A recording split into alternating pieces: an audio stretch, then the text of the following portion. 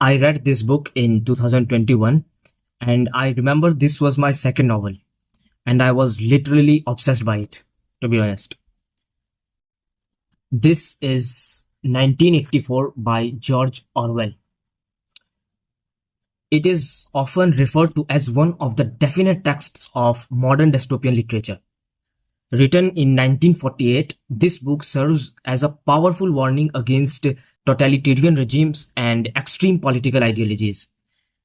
Imagine a world where every little thing you do, from eating to talking to even thinking, is under the watchful eye of the state. It is like your whole life is on lockdown, controlled by some unseen force.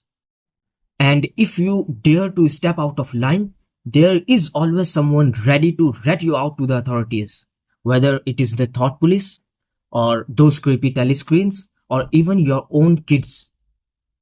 And to make matters worse, even the way you speak is regulated, making it nearly impossible to express yourself, as you call it, freedom of expression. A world where history is a malleable clay, constantly reshaped to fit the narrative of a ruling party. Winston Smith, who is our protagonist in this book, he is trapped in this chilling reality. He works for the Ministry of Truth, rewriting history to serve the interests of the omnipresent Big Brother, who is a cult figure who demands absolute loyalty. It is like individualism itself is a crime. Can you even think about it? Every aspect of your life, work, meals, conversation, even your thoughts are under the watchful eye of the party. And disobedience is met with swift and brutal punishment by the thought police. They have an array of tools at their disposal. Telescreens that monitor your every move in your own home. And even children who are brainwashed to inform on their parents. Scary stuff, right? To tighten their grip on the population, the party even controls language. They have created a system called newspeak, designed to limit your ability to express yourself freely. Individuality is the enemy, and Big Brother wants everyone to think and act the same way. Now, this control extends to the past itself. There is a famous quote in this book only. It says, "Who controls the past controls the future, and who controls the present controls the past." The party rewrites history to suit their agenda, creating a whole new reality. There is no such thing as objective truth. Truth is whatever the party declares it to be.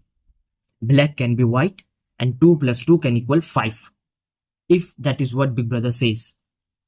This chilling scenario might sound like science fiction, but there are real-world parallels. When Orwell wrote 1984 in 1948, he was likely referencing the oppressive regime of Stalin in Russia. But the book's themes are relevant even today.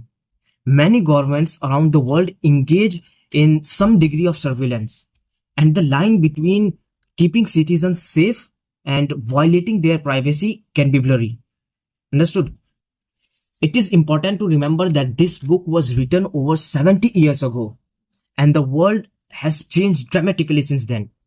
Technology has advanced in ways Orwell could not have imagined, and some of his predictions have not come true. But on the other hand, Orwell was right on the money about the rise of charismatic leaders who inspire fanatic devotion. These leaders may not control a totalitarian party apparatus like in the book, but they can still wield immense power. So, despite its age, this book remains a powerful and relevant novel. It is a stark reminder of the dangers of unchecked government and the importance of fighting for freedom. And it also makes us think critically about the potential downsides of new technologies.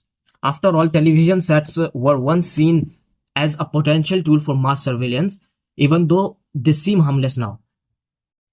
Now, some of you might be curious about how this connects to what's happening in the world today. Let's take India, for example, a country with a rich history of fighting for independence. Interestingly, there are some parallels between the current political climate in India and the themes of control explored in this book, 1984. It also mentions South Asia, including India, during its fight for independence. Interestingly, I believe that the current situation in India, with the government controlling media and potentially stifling dissent, mirrors elements of the book. They point to the ruling party, the BJP, and dictator Modi as potential big brothers. As said by Jim Morrison, whoever controls media controls the mind. Firstly, Orwell's concept of rewriting history to fit the ruling party's narrative finds a troubling reflection in India's current political climate, as said in this book. And instances of historical revisionism, where events are distorted or erased to align with a particular ideology, are alarming common. Understood?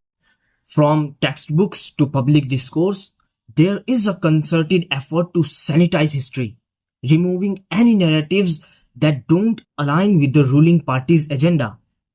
And there is a quote by Orwell only that the most effective way to destroy people is to deny and obliterate their own understanding of their history. But moreover, the theme of governmental control over information and thought is eerily mirrored in the tactics employed by the current Indian government. Through various means, including social media propaganda and curbs on dissent, there is a systematic effort to shape public opinion and suppress oppressing viewpoints. The indoctrination of youth in particular is a cause for concern, as educational institutions become battlegrounds for ideological supremacy, rather than spaces for critical thinking and intellectual growth. So, in essence, the ongoing dictatorship in India echoes the theme of manipulation, control, and oppression depicted in this book, serving as a sobering reminder of the dangers of unchecked power and the importance of defending democratic values. Because the ruling party, BJP, is pulling all strings, making sure they stay in power no matter what. They are stomping on democracy, shutting down voices that don't agree with them, and making life harder for anyone who does not fit their idea or agenda. Same as we can find in this book. So, coming back to this book, as we have discussed, it is a fascinating novel. And when we look at what Orwell predicted, it is a kind of a mixed bag. Sure, we have got surveillance all around us now, just like he said, but we are not quite living in that full-blown dystopia he imagined. And it is important to acknowledge that some of Orwell's predictions have not materialized exactly as he envisioned. The world we live in today is different from the one he imagined in 1948 while writing this book. But that is perfectly understandable. He was writing during a specific historical context. Despite some elements not aligning perfectly, but the core themes of the book remain strikingly relevant. And if you are interested in dystopian fiction or enjoy historical context woven into your reading, so this book, 1984, is absolutely worth exploring. It is a book that stays with you long after you finish the last page. So you must give it a try.